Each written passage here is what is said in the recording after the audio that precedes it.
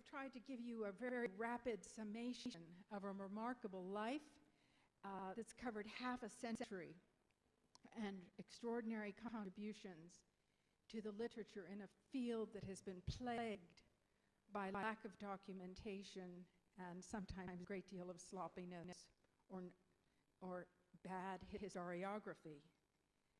Gene Sharp's life exemplifies the power of ideas. He is a person of consummate modesty.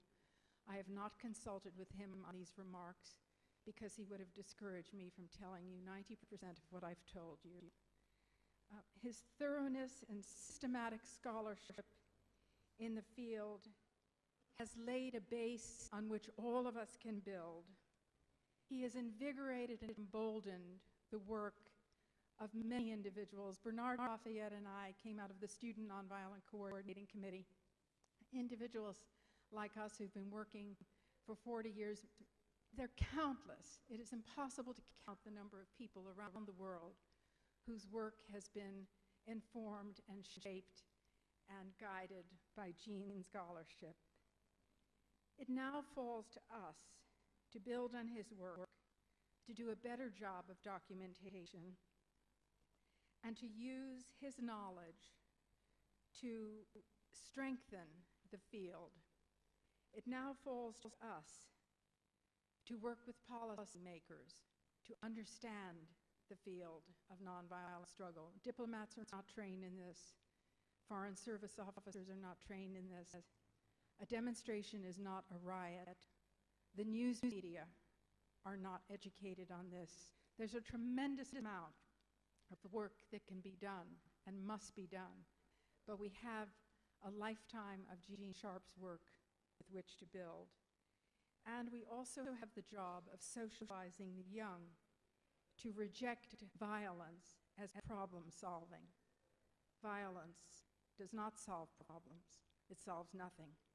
Thank you. Activist Award.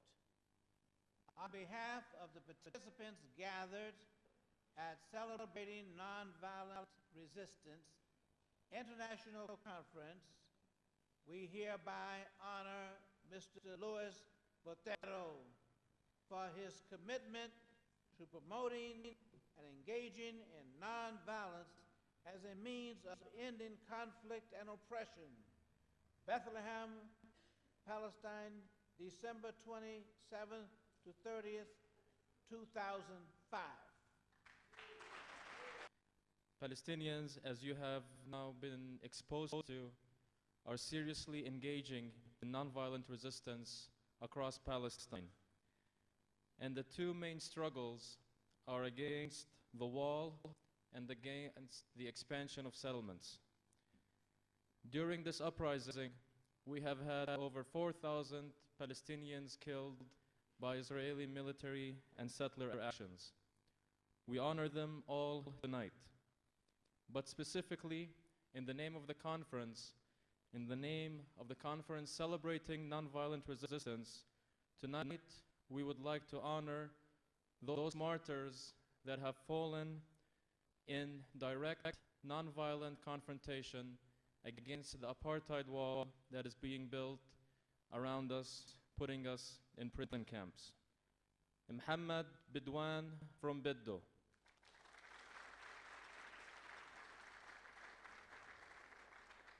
Muhammad Rayyan from Beit Dakko.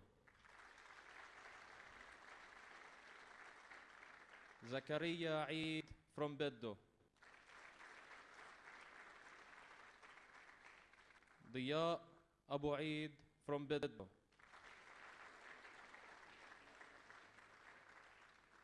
Abdurrahman Abu Eid.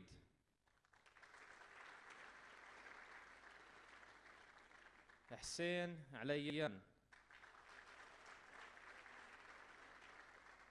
Jamal Asi. Uday Asi. Mahyub Asi. And two international comrades who have joined the martyrs in this great battle Tom Hurdle,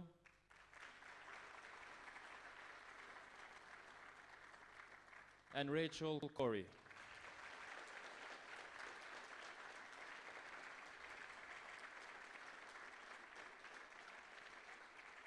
I would like to ask Mr. Muhammad Nazal, representing the National Committee to Resist the Wall and the Settlements, to come and receive this award this evening.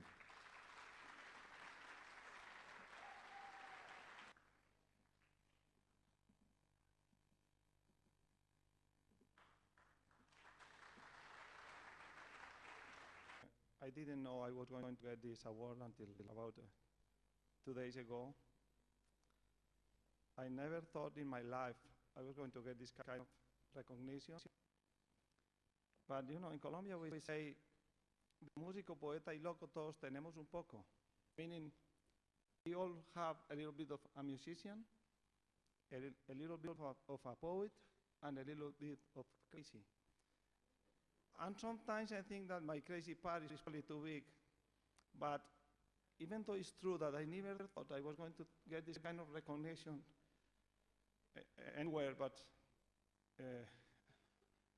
not even in Colombia, I had some words that I was going to say in the case. And you know why? Most people, when they get this kind of recognition, they say, I don't deserve it. But they take it anyway, okay? And I would like to be honest, but I'm going to do the same. I do not deserve it, but I'm going to take it. The difference is that I'm going to explain you why. Because it's not for me, but it's for the people that had made me get involved in such a passionate way in nonviolence, especially my father. When I was growing up, I'm going to tell you just to think about my father. When I was growing up, I noticed that in Colombia, and I will say in most capitalist countries, people don't play by the rules. They teach you something in the school, they teach you to be honest. When it's a matter of business, when it's a matter of money, most people don't play by the rules. They're doing business, and if you don't put a lot of attention, they don't pay you what you should earn, or they want you to pay more for the things you want to buy. And I remember one time I told my father, Daddy, you are the only one that are playing by the rules. So that's why we are not getting better. And he told me, my son, I don't mind about what the other people is doing. I do what I think is the right thing to do. Other day we were going up very early in the morning because we had a long way to go in our car, and there was a mudslide.